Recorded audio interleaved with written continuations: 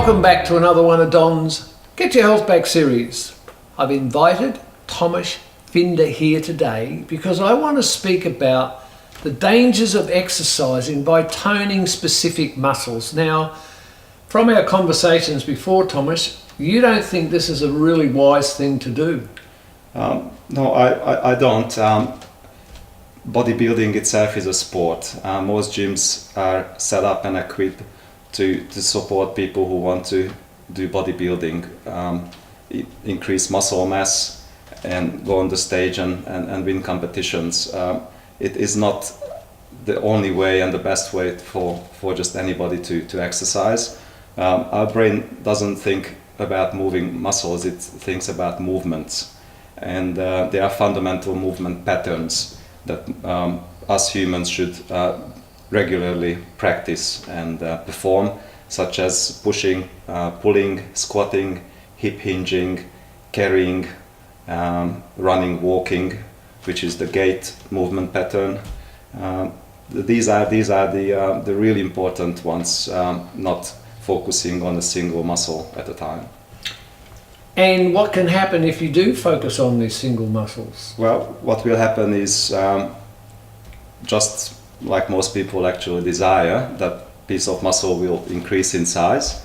It will increase strength as well, of course, but I found that a lot of people who focus on these cosmetic changes in the body, making their muscles larger, they don't move well. When they need to perform something they're not used to doing, such as a sprint or jumping up or down, taking off quickly, lifting something quickly, they tend to hurt themselves because their body is used to a very controlled movement that they usually perform on machines and not used to natural primitive movements. So a lot of sports injuries could be because a person's trained a certain way and then while playing their sport they actually move or pull a muscle that's not actually trained. Exactly. Now, you've got a reasonable bodybuilder size on you.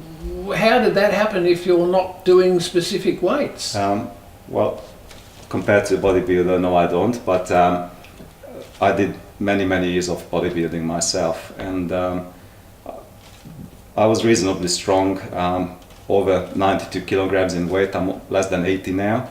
And I went to a course to learn about Russian kettlebells, and they gave me a 16 kilo kettlebell, and I was used to leg pressing 500 kilograms, bench pressing 140, 150 kilos, and that 16 kilogram kettlebell really put me to the test because I had to fight my own limitations. All the kettlebell movements, all the body weight training movements require the body to move as a team, as a single unit, not just the parts separately. So when I tried to move my body that way, it was very difficult. There we go. I heard of a story this morning of a bodybuilder who was absolutely muscle bound and a real tournament winner, and they put him in a 100-meter sprint, and straight after he started it broke down. He broke down because his muscles weren't used to movement. They were used to strength and they only could work in one direction. So have a little bit of a think about the way you exercise, and is there a better way to create movement? Now I'll get Tamas back again because I'd like to speak a little bit more about creating strength and body structure so that you can be healthier and not damage yourself when you have to do something that's a little bit out of the ordinary. Have a think about the way you exercise. And thank you for watching another one of Don's Get Your Health Back series.